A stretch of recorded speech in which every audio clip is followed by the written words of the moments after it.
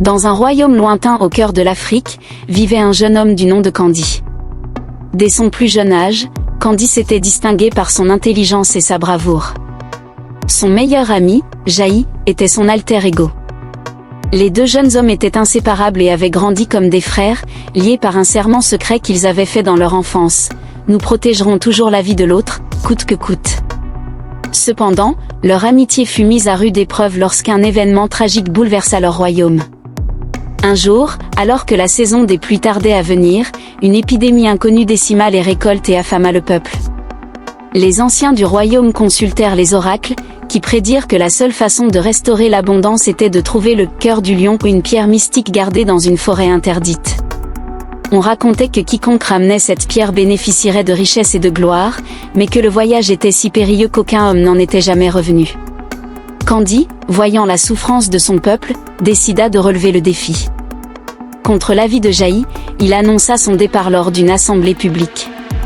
Jaï, ne pouvant abandonner son ami, décida de l'accompagner. Ainsi, les deux amis se lancèrent dans une aventure qui allait changer leur vie à jamais. Leur périple était semé d'embûches.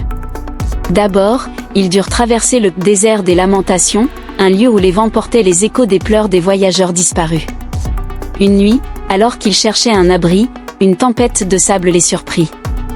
Jaï perdit conscience, et Kandji, malgré sa peur, le porta sur ses épaules jusqu'à une grotte qu'il avait aperçue au loin. Cette nuit-là, le serment qu'ils avaient fait autrefois résonna dans l'esprit de Kandji. Après avoir survécu à la furie du désert, ils atteignirent une rivière sacrée, où un vieil homme leur apparut. Il leur offrit un dilemme, celui qui boira de cette eau gagnera la force nécessaire pour continuer, mais l'autre devra trouver une autre façon de survivre. Jaï insista pour que Kandji boive en premier, mais Kandji refusa. Finalement, ils prirent chacun une petite gorgée, préférant partager la maigre chance de survie.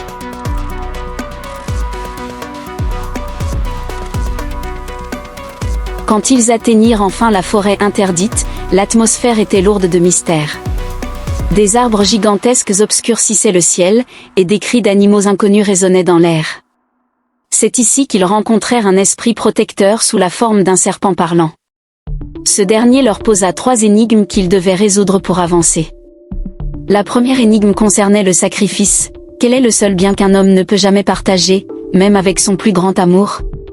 Après un long débat, Kandji répondit, sa vie. Le serpent, satisfait, leur permit de continuer. La deuxième énigme testait leur loyauté. Si ton ami te trahissait pour sauver sa peau, le pardonnerais-tu? Jaï répondit immédiatement, oui, car l'amitié véritable ne s'efface pas par un seul acte. Le serpent, impressionné, les laissa passer. La dernière énigme était la plus complexe, quel est le vrai cœur du lion? Après une longue réflexion, Kandji réalisa que ce n'était pas une question littérale. Il répondit, le courage et la loyauté. Le serpent s'effaça, ouvrant un chemin vers la pierre mystique. Lorsque Kandji et Jaï atteignirent enfin le cœur du lion, ils furent éblouis par sa beauté. Mais alors qu'ils s'apprêtaient à s'en emparer, une voix retentit. C'était celle d'un être mystique qui leur expliqua que seul un des deux pouvait repartir avec la pierre. Le gardien ajouta, celui qui ramène la pierre au royaume sera glorifié, mais l'autre sera oublié. Une dispute éclata entre les deux amis. Jaï, pour la première fois, montra des signes de jalousie et déclara, c'est moi qui t'ai sauvé plusieurs fois.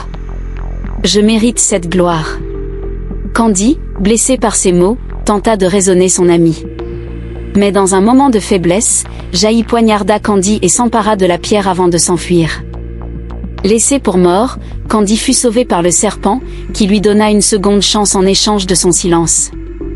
Et si tu choisis de te venger, tu perdras tout ce que tu chérissais, avertit le serpent. De retour au royaume, Jaï fut accueilli en héros, mais il fut rapidement hanté par la culpabilité.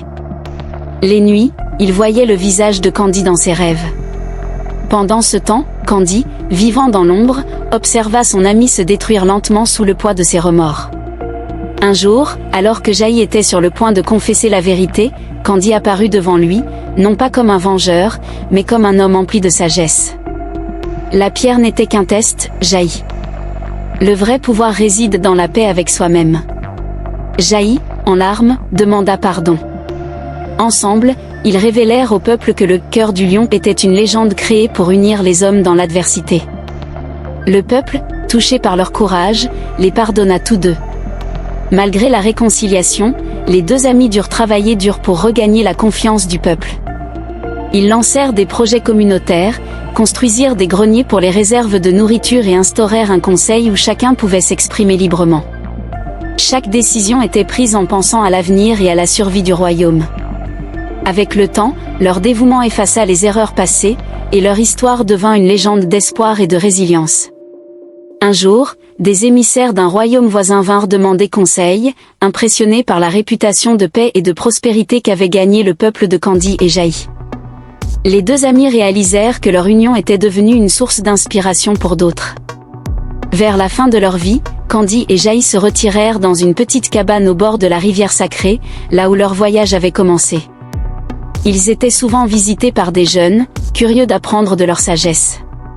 Le jour de leur départ, une étoile filante traversa le ciel, et le peuple vit cela comme un signe que les deux amis veillaient toujours sur eux.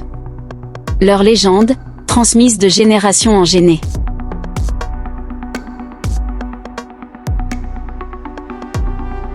Un rappel que les liens du cœur sont plus forts que ceux de l'orgueil ou de la jalousie.